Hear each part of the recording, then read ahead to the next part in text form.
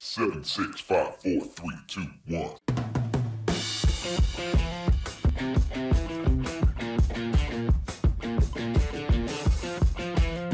Hi, and welcome to the Marketing Essentials podcast. Our unique team helps small businesses grow by providing essential marketing expertise.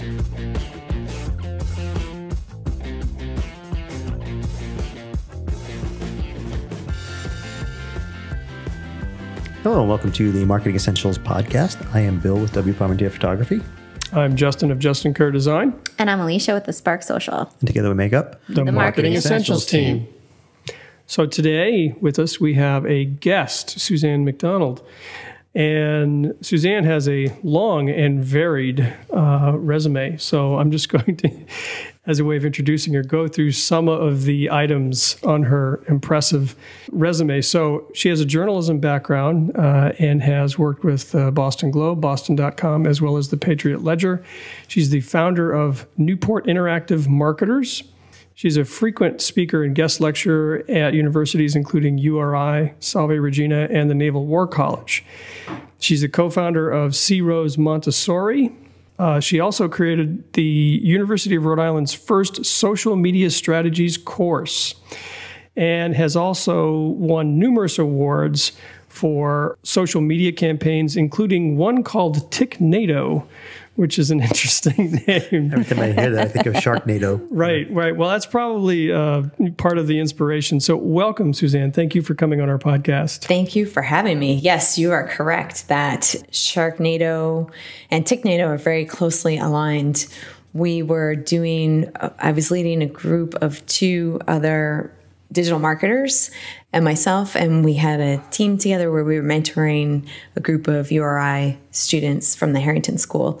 And we were brainstorming. We were having our brainstorming session before we met with the students for the last time. We were having a cookout at my house, and this whole Sharknado thing was blowing up. So nice pun there. Yeah, one of the team members was saying, "Wow, wouldn't it be really funny?" And I was like, "Okay, let's do it." And the professor who we were working with from Tick Encounter Resource Center was super excited. The students were thrilled to do it. So we shot that in my backyard ahead of having our end of the project cookout, and we won Best Viral Video Award for that. We were up against a talking dog. Ooh, well, that's you tough. beat a dog. When you beat a dog on social media, right? Viral. That's Yeah, especially you've arrived. Especially as a tick. Yeah. So it was a super fun project. We worked with the students for 6 months. And a lot of education, a lot of mentoring, and then we didn't actually pull any content out until about 2 months before, but we had tremendous reach also. But the TickNado thing was the icing on the cake and super fun. We will definitely put the link to the TickNado video in the show notes, because it's like a minute, I would say. Oh yeah, it's super short. I mean, it's just a spoof of the trailer, basically. Yeah. And so you gotta watch that. we're not gonna give away any spoilers, but no spoilers. You have a role in that video. I do, yes. Yeah, everybody pretty much had a role in the video. Oh, you wrote like main character, I would say.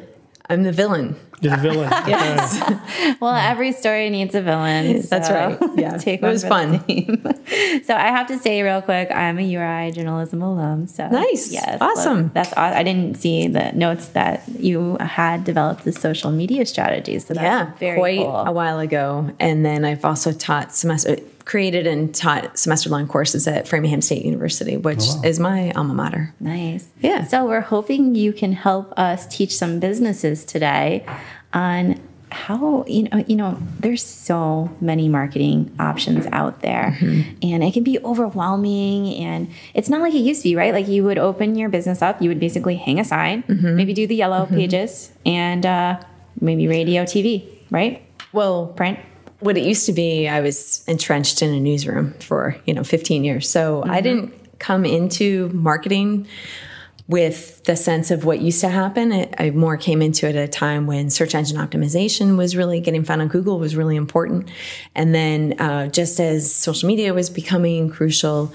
And I think the issue now is that there are just so many options out there where do you invest? Where do you start? I work with so many clients who are really struggling with that, whether they are a franchise, a corporate franchise group that has 45 franchisees across the country, or a solopreneur, right? Everyone is still grappling with the same issues of where do I invest? What can I actually handle? What's my ROI going to be?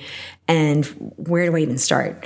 And I spend a lot of time going to conferences. I was just telling someone that I think I've logged about 10,000 hours of training, either at conferences or books or podcasts. I'm sure you guys are all studying up, but I particularly like the education piece and distilling all that content, all that information. How is this really going to play out and be successful for one particular client? It's super fun. It's like a puzzle.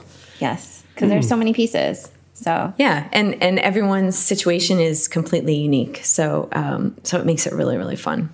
So when you work with a client or you're helping a business or a solopreneur, or where do you even get started? Like, what is that starting point to help them along the process? Yeah, it's interesting. So at Newport Interactive Marketers, our last talk was focused on, it was $1 billion wisdom for 1K brands. And we had a panel of big brands, and they were giving insights on, okay, what small budgets really, how can they benefit? Mm-hmm. And we spent a lot of time talking about it on the pre-call, and they're like, let's talk about fundamentals. Like, okay, like, let's not talk about fundamentals, or let's talk about fundamentals and how, and what tools and things like that. But I think going back to branding, positioning, understanding what you have to offer. How I like to think about it is, how do you triangulate your offerings with someone's needs, and then also just what's happening in their world, in the greater universe. So all these pieces come together, and that's what makes it really fun. That's, I think, where being a journalist helps, is weeding out, okay, what's really important here. When I was at the Boston Globe, I spent a lot of time writing headlines. Sometimes you'd spend an hour working on a headline, and which makes it really easy to write a tweet. Yeah, or an email subject line, or right. There's so much in the written sense that plays into marketing. That yeah. And marketing can have several sides. Like you can be very technical and really understand analytics, or a website backend, but then there's the content and the crafting the headlines the right way to grab attention is another side of it. So. Yeah, but also just what is the true essence of what your business has to offer. And I think that is something that really, it's hard to do. It's really hard to do. And I think that most businesses would have a hard time doing it on their own. Yes. You need some type of coaching or support, because most people just aren't that great at talking about themselves. Right. You can't see the label from inside the jar. Oh, we've used I love that. Not my saying. That is from a former podcast guest. But yes, you're in your own little right. own little world, in your own little jar. So see it from the outside in. And I think that's where using techniques like search engine optimization and keyword research and what people are talking about on Google, I think those are really key insights into what the world is thinking about what you do.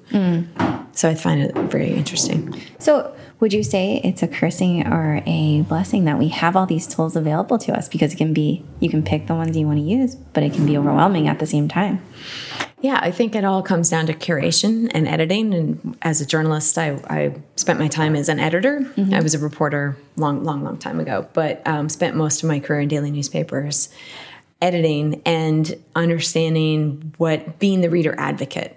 What does the reader really want to know? And that translates into, what does your customer really want to know? What do you have to provide them? So I think that those are the keys in terms of being really specific, or as they like to say, the riches are in the niches. I like that. But it's so hard, right, to decide, like, how do you don't call the baby ugly, and all these kind of terms, like, or, how do you pick a favorite child, right, if you're serving so many different audiences? And it's really challenging, but that's where I would recommend really doing some market research and setting up a hypothesis of, okay, I think that this is what this person is going to need, or this is what my potential client may need, and then actually talking to people, running some PPC ads, Google ads or Facebook ads. Probably Facebook ads are more accessible to a small business owner and easier. Make sure you're using Ads Manager, but there are a lot of options out there. Just confirm your biases or reject them, as the case may be. When you're starting out and getting your Or even, you're thinking about, we just had a conversation here at Innovate Newport with a small business owner who was talking about, do I move my business in this direction or that direction? And, trying to, so it's not just a problem that's exclusive to small businesses who are just starting out. And even at the panel for Newport Interactive Marketers, they were talking about building personas and like, oh, those personas have been around for a year or two. We're going to start building them again because everything evolves and changes. Very true. People start, they kind of like maybe put together a marketing plan in the beginning and then they put it away in a book and never look at it again. Like that's not how it works. Things change. Things need to be revolving. And if you don't test it, you don't know if it's accurate. I like that point about testing stuff, especially because with social media or doing some Google ads, you can do some testing fairly inexpensively these days. Yeah. You don't have to do like a whole focus group anymore. You had mentioned Facebook ads, Google ads, and then there was one you mentioned first. It was an acronym, and I didn't quite catch it. Oh, for SEO? Oh, PPC would be advertising on Google, basically. Oh, yeah. Okay. Pay per click. Oh, pay per. Okay, all right. So we got to spell some of this lingo out. No drugs or anything. No. Yeah, there you go. The other way. I didn't. I was. Yeah. Okay. But in the past, for a client, they were running I don't know, hundreds of thousands of dollars of magazine ads, and rather than just sitting around and everybody guessing what should the headline say, what should the image be, this was probably 5 years ago. We Facebook tested and split test. So we just changed the headline. The images, all the other copy were the same, right? But we had 3 headline choices, and we targeted to our specific audience. And we knew who they were, right? Because they subscribed to a specific magazine in a specific industry that is a hobby that's mostly men. And it's so interesting because the headline that somebody really wanted was tools that work. And what came out of the results was something totally different that was sort of like, well, let's just try this. And my analysis afterward was that this is somebody's hobby, and including the word work is like really tarnishing their hobby. So that, and they would have ran that ad, it probably would not have performed as well.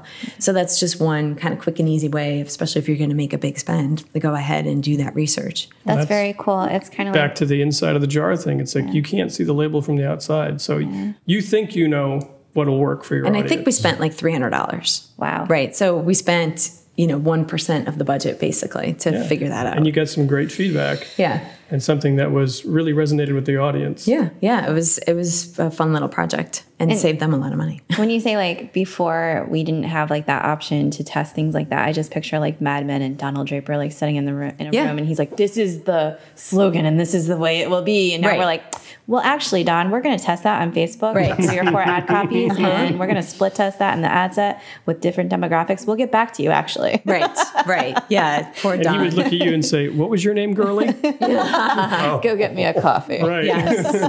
Or a scotch. Get scotch. Ouch. So times have changed. And I think that business, it's so I said a blessing or a curse because I think business owners can feel cursed because they can feel overwhelmed, but it can be a curse because you can do things like this and you can pick and choose what's going to work for you. And you have in one of your bullet points in your notes is educate yourself without over-educating. So how do you advise your clients to do that? Yeah, I mean, so I work with a marketing team that they don't have time to be reading every single blog post or podcast or whatever. They're running their business. Most business owners are running their business. And if your business is SEO, then fine. Digest all that information all the time, 24/7. But for the most part, you really need to be looking at the much bigger picture.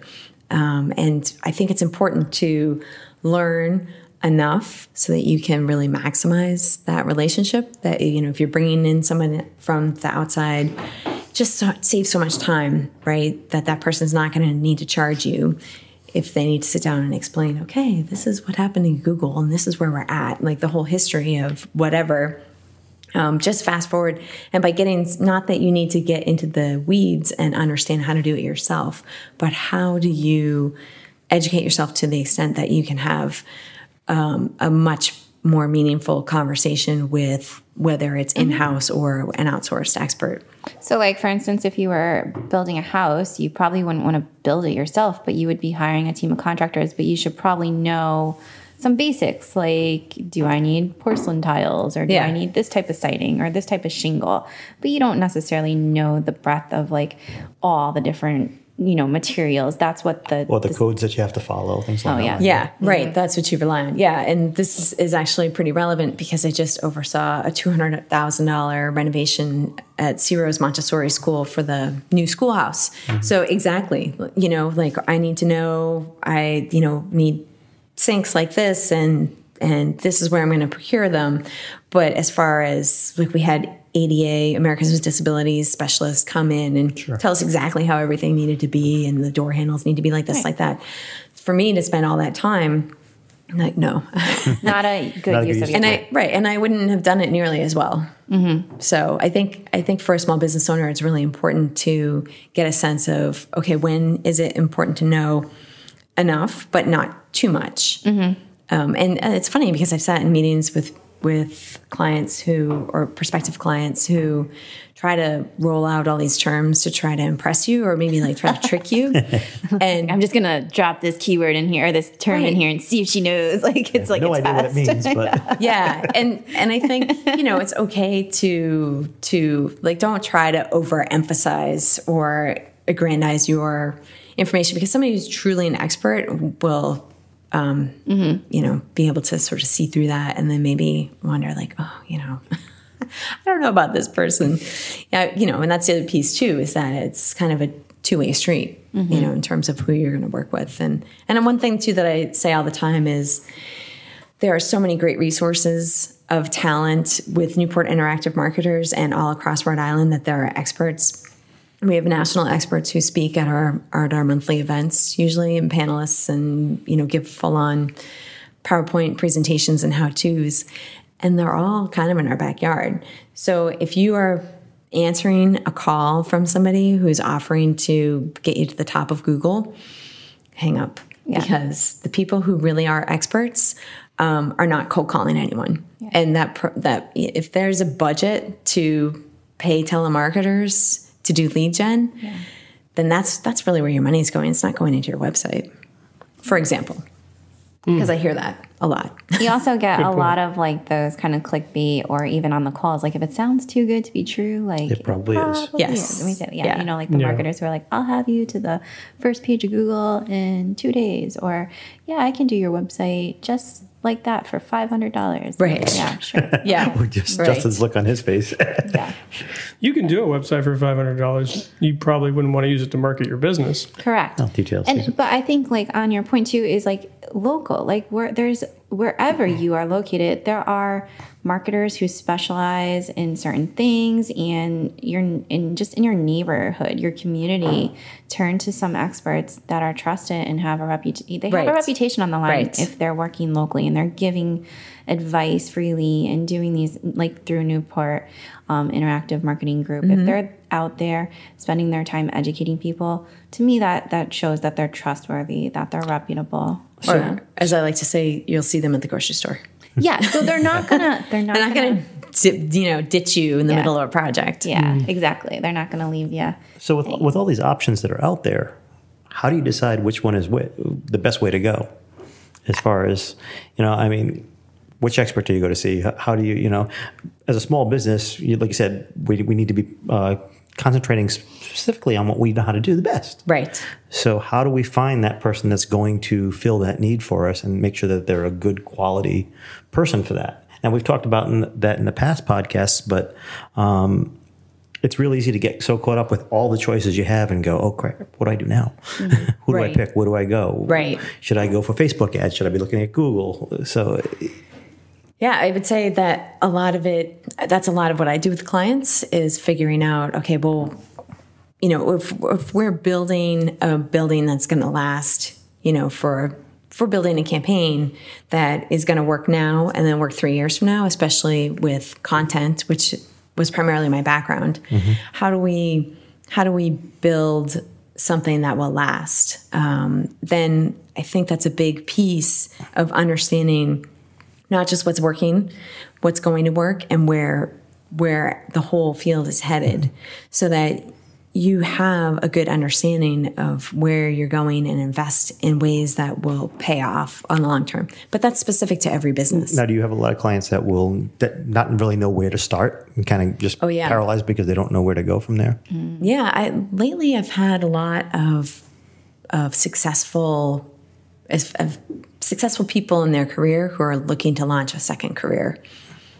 So they are a CFO or they're a small business owner, and they're in a position where they're going to sell off or retire from that one particular business, and they're looking for their next chapter. And it's super interesting and fun to work with people who have been successful in the past and bring them to their greatest and highest good in the next chapter of their lives. But a lot of it is they've worked in a business that's established. They may not remember what it was like to be the startup, or may have not started it up themselves, or, when you self-fund everything, like every little penny counts, basically. Yeah. So you want to make sure that you're investing properly. So it's super fun to work with them. And primarily what we start out with is I have some proprietary tools to help walk them through the branding and positioning process. Not so much from this is what your logo should look like, but more from who are you? What do you have to offer? Why are people interested? And that's really fun. Mm-hmm. That's a good process to start with there too. Yeah. And also with one particular client, is this the business that you really want to be in? It's great that you have this idea. Are you really committed to this? Because this is a whole new chapter. This is a whole new animal, and something that may be really appealing right now. With any business, eventually, it's like rearing children, right? You love them, but they're a lot of work. Mm-hmm. Yes. And eventually that newness wears off quick. Yeah. Yeah. So, it's super fun and interesting to work with them and to see, and then I also have clients who are, what direction am I going to go in my business? Mm-hmm. Because I have all these different paths. And so just mapping out, okay, again, what do you really want to be focusing on? Are there ways that you can outsource certain pieces of it so that you can grow and scale? And it's fun.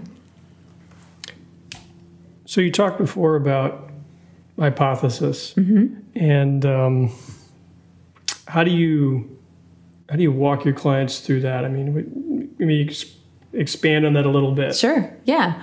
Well, there are a lot of ways to do it from a much broader perspective in terms of I work with this type of client, but not that type of client, right, in your messaging. So from a broad perspective, you have to put a stake in the ground, right? This is who I talk to. This is who I help. And that's really hard. Something I'm constantly working on for myself. It seems like every week I'm like, oh, wait, I should revise this. I should revise that. But then also, really basic things like we always, for Newport Interactive Marketers, we always split test our email subject lines. So MailChimp, free tool, up to 2,000 subscribers, will let you decide, okay, I'm going to write this headline or this subject line this way and this one this way. And there's different, you can even change who it comes from. Does it come from Suzanne at NIM or Newport Interactive Marketers? There's all these different things that you can do, and you can look at it and see what's most effective based on your open rates. What we've done is mostly focus on subject lines, right? Because I think that's what most people are deciding. That's the most important factor. Right. I think images is probably less of an important thing because a lot of people don't even open images. Or they don't load the images in their phone, so they're not even seeing them. So if you're going to test one thing, sit down, and I've done this where I'll write 10 variations of an email subject line. But also, so when we're promoting NIM events, we'll have about 4 emails go out, and each one of those emails will have a different focus, and each of those emails will have at least 2 subject lines that we're going to test out, and just let's see what works. Do people want a lot of content in that field? My gut says no, because most people are looking at it on their phones and they're only seeing a very short snippet. Right. And then what information do you front load? who is that geared towards? There's all different ways that you can do it. And that's just one piece of it. But Facebook ads, another great split testing tool. You have 2 different images, you have 2 different headlines. You're going to test a video versus a still image. But other tools that are out there, low-cost tools, some keyword research tools, spy foods, see what your competitors are doing. And that's not necessarily related to split testing, but I know everybody loves tools. I love tools. I always push it, like, let's hear some tools. But also some tools that I think are interesting is, now it's escaping me. But keyword tools, Google Analytics, that's one thing that came up in the panel. And it's interesting, we had all these people who were touching $1 billion worth of marketing every year. And what are we talking about? We're talking about free tools. Like, Google Analytics is still the best. Yeah. So that things like that. Also, landing page optimization. You can set up little splash pages with tools like Unbounce, and just really basic things like, okay, 50% of the traffic is going to go to this versus 50% is going to go to that. Right. So you can split test through the landing pages too, and see which one is converting. But I think even if you don't have time to set up 2 separate landing pages, where the only difference may be the image, the one thing that you really should focus on is making sure that whatever the ad copy is and the images matches. Because if you think about the average, like I'm looking at your screen right now, and it's got 15 different tabs open, right? So typically what most people do, especially, while you're waiting for a page to load, is you're moved on to the next thing. Yep. So, if what's on that page that I clicked on does not match what I just saw, then it's a disconnect. It's a disconnect. Yeah. Right. Sure. So I'm more likely to be like, oh, I don't know what that is. Click. I'm out. Right. I'm done. Yeah. You got to keep the scent of the campaign throughout. Yes, exactly. Yeah. And that helps your branding too, because if you're doing offline marketing and you're keeping a consistent look and feel for the overall brand, then, that's going to create that touch point. So, yeah. But I can think of times where I've clicked on probably like a social media ad or something like that, and it's brought me through. So it was like maybe for a product or a specific blog, and it brings you through to a homepage, and you're like, I don't have time for this. Like, you need to go directly to that specific campaign, that specific image, and it just needs to be user friendly. And I think that there are exceptions to the rule, like with anything. So in our next Newport Interactive Marketing event, we're getting all different types of groups, networking groups. So Newport County Chamber, Discover Newport, Providence Geeks, Siren Women's Co-op. We're just getting as many groups as we can so we can hashtag Let's Grow RI. And one of our co-hosts said, hey, I don't really want to send everybody to the link that we normally use, which is bit.ly/NIM events, because that is all our events page. So can I just send them to the RSVP page? And my reasoning for that is I want you to get a better sense of what NIM has to offer, right? What our various speakers are. So that, if I send you just the networking page, then maybe that's what you think, that's all we do. But really, out of 10 events that we do a year, that's one. Gotcha. And all the other ones are very education focused. So we network for an hour and then focus on the education piece for an hour.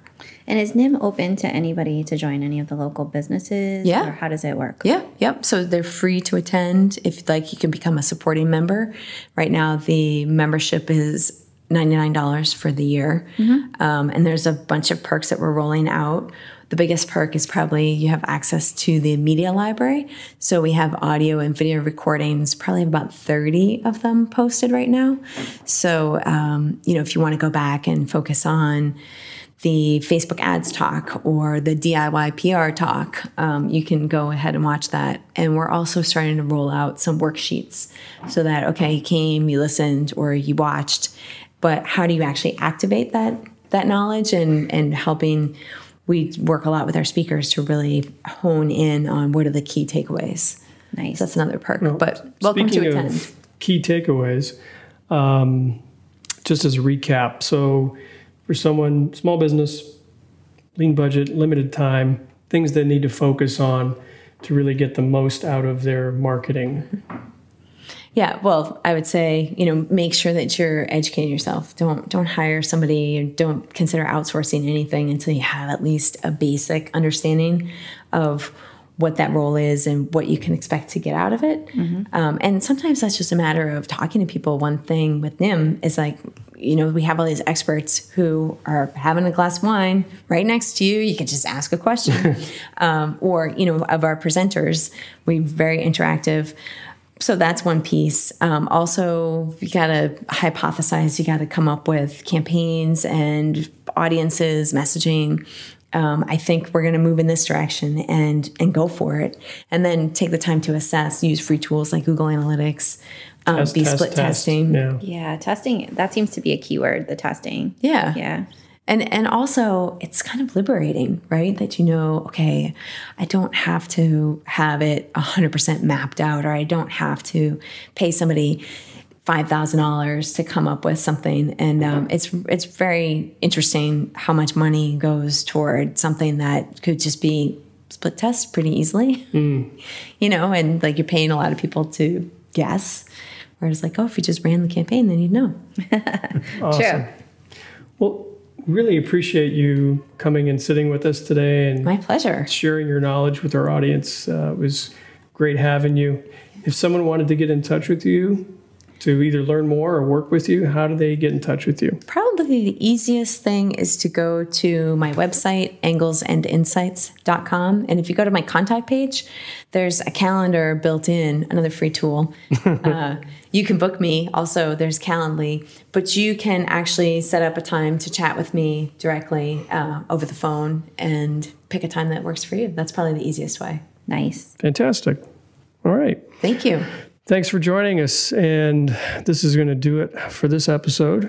Yes, it is. And until next week, see you later. Bye. Bye. Thank you for joining us today. And as always, you can find the back episodes of our podcast on Apple Podcasts. And you can also find us on our YouTube channel. Both of them are the Marketing Essentials team. You can find us on the web at marketingessentialsteam.com. And if you subscribe through our website, you'll receive a weekly email and letting you know when each episode has been published. Also, you'll receive a link to subscriber-only content. You can also find us on Facebook in our private Facebook group. Just search Little Roadie Marketing Support Group. It's a great place for other marketing professionals and business owners where we can share marketing advice, challenges, and general trends. Hope to see you there.